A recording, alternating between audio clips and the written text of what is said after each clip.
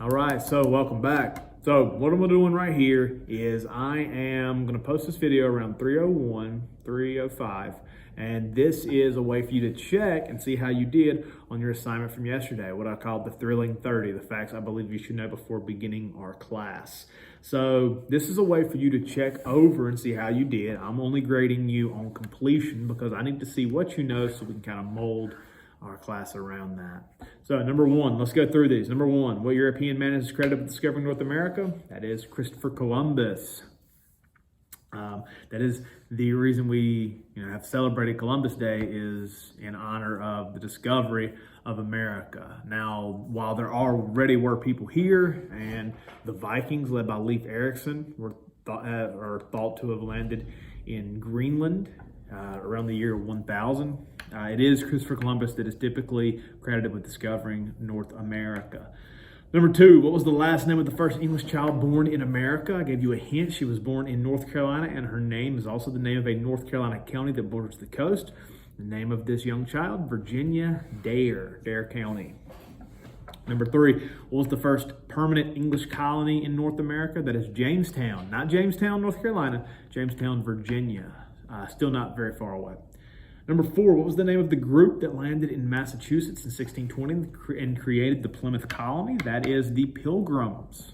I think you guys probably got that one. Number five, how many colonies were there at the time of the American Revolutionary War? There were 13. That is the reason we have 13 stripes on the flag. I had to make sure that I was pointing at the right one. All right, so number six, what two events in the 1770s would mark Boston as the center of the Patriot movement? That would be the Boston Massacre, which is one of my favorite American Revolutionary War events to really dive into.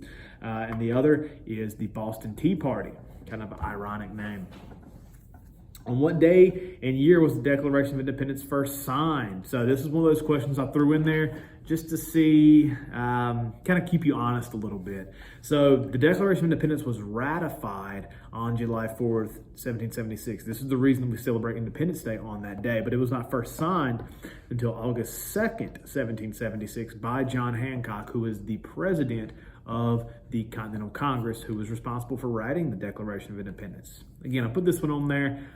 You probably put July 4th, 1776, and that's okay, because I'm not grading it on if you got this one right or not. This was a way to kind of keep you honest, because the only way to know, you may know August 2nd, but again, that's not like common knowledge. So I wanted to see, maybe if people were looking up answers or not. Maybe I got you. Maybe I did. Maybe you just already knew. And for that, kudos. Let's see. Number eight, what founding father is credited with writing the Declaration of Independence? That is Thomas Jefferson, who would also become our third president.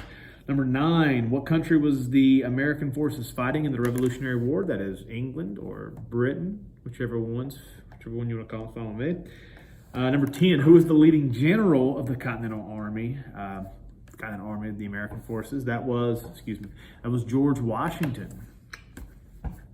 So George Washington was the commanding general, and this power that comes with the presidency of commander-in-chief was given to him because he already had so much military experience. And since he has stepped down from the presidency, that title and that duty of commander-in-chief still follows whoever the title of presidency falls to. Let's see. Number 11, what document was written in 1787 that would create the current American-style government? That is the United States Constitution. Number 12, what are the first 10 amendments in this document called? That is the Bill of Rights. We're going to talk more about those as we get to them. Number 13, who was the first president of the United States of America? You guys already know. What is the capital of the United States of America? Obviously, again, another fastball question. That is Washington, D.C. D.C. stands for District of Columbia. Number 15, what was the name of the agreement that doubled the size of the United States in 1803? The agreement was the Louisiana Purchase. It was bought from France, specifically Napoleon, by our third president, again, Thomas Jefferson. Number 16, when did the War of 1812 begin? So I was essentially just asking for the year. Again, just kind of a silly question, just throw out there. But the War of 1812 began in 1812. Who wrote, or excuse me, number 17. What is the name of our national anthem? The name of it is the Star Spangled Banner. Who wrote it? That is Francis Scott Key, and there's a very fascinating story about how that specific poem, because that's what it was at the time, was written. Let's see, number 19. What was the name of the forced relocations? Excuse me. Let me just start over. Number 19. What was the name of the forced relocations, primarily of the Cherokee tribe, that took place in the 1830s? That is the Trail of Tears. That's not just American history, but it's also North Carolina history as well. Number 20. What country did America go to war with in the 1840s over land disputes near Texas? That, if you know a little bit about geography, you probably could have figured it out by process of elimination. That is the Mexican-American War. So the answer here is Mexico. Number 21, in what current state was gold discovered in 1848? That's California. Number 22, what sectional policy was a driving cause behind the American Civil War? The policy that sparked so much controversy was that of slavery. Number 23, who was elected as the 16th president of the United States? Typically, people know one of two numbers, number 1 and number 16. Number 16 being Abraham Lincoln. Number 24, what two sections of the country were fighting each other during the American Civil War? That is the North and the South. My thumbs up and thumbs down. Let's see, number 25, what other name was the North known as during the Civil War? That is the Union. Number 26, what other name was the South known as during the Civil War? That was the Confederacy. Number 27, what speech did the 16th president give in a Pennsylvania battlefield months after the deadliest battle of the Civil War? Again, the 16th president being Lincoln. The speech that he gave was known as the Gettysburg Address. Number 28, what famous former slave is responsible for rescuing fellow slaves via the Underground Railroad? That would be Harriet Tubman.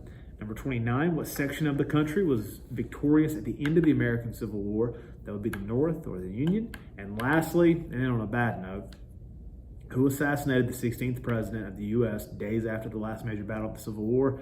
That was John Wilkes Booth. So the reason behind this, the reason I started with what I did and the reason I ended with what I did is because those are the major events and kind of how they fall in our timeline. All of these questions were asked essentially in order. So I want to know what you know about these big events. And now we can go back through and really look at the small details and what makes them, again, major, factual pillars of American history. Okay, so hopefully you guys did well. If you didn't, that's fine. I'm going to take this information and I'm going to use it to better serve this class. So, hey, check out video tomorrow and we're going to get started. All right, see you then.